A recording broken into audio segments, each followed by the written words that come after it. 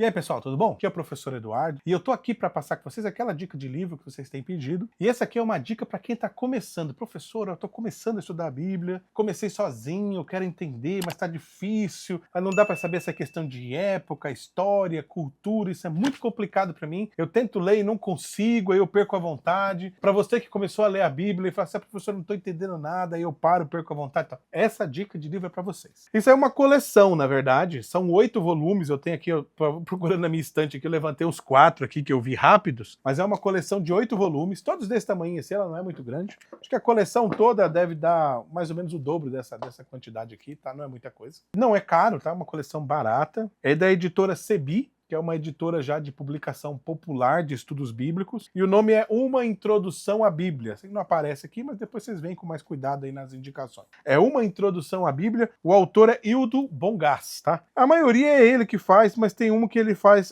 junto com outros escritores. Um que ele aparece Hildo Bongás, organizador, que ele escreve aí, geralmente com Francisco Ouro Fino. O Hildo Bongás, ele é um monge, frei católico, e ele, então, faz um trabalho muito primoroso. É um pessoal aí que é doutor em Bíblia, né, e que tem já toda uma prática em um estudo bem detalhado aí no estudo bíblico, vale muito a pena. Eu super recomendo. É um texto que ele faz o seguinte, ele apresenta, só lembrando vocês, eu não ganho nada com isso, tá? Eu sempre falo assim, a gente ganha a divulgação, é ajudar a pessoa que está estudando a ter um conhecimento melhor, e também eu acredito que essa é uma obra que tinha que estar bem mais espalhada no mercado, devido à qualidade que ela tem. Em português, hoje, para mim, para quem está começando, é um dos melhores trabalhos, porque o que ele faz? Ele estuda toda a Bíblia, do começo ao fim, e ele não é verso a verso, mas ele estuda livro a livro, e cada livro ele contextualiza a época, a cultura, e não é na ordem dos livros bíblicos, é na ordem de como o texto surgiu. Então é a ordem de escrita que a gente fala. É diferente da ordem da narrativa bíblica. A ordem da narrativa bíblica é Gênesis e tal. A ordem de escrita não. A ordem de escrita vem com algumas tradições avulsas do Pentateuco, depois inicia lá nos profetas. Então é bem diferente a ordem de escrita. O que eu falo é que mudando a ordem de escrita, você entende melhor o texto do que na ordem do texto bíblico. Por quê? Porque você começa a ler os textos com aqueles que são mais ou menos da mesma época e que têm ali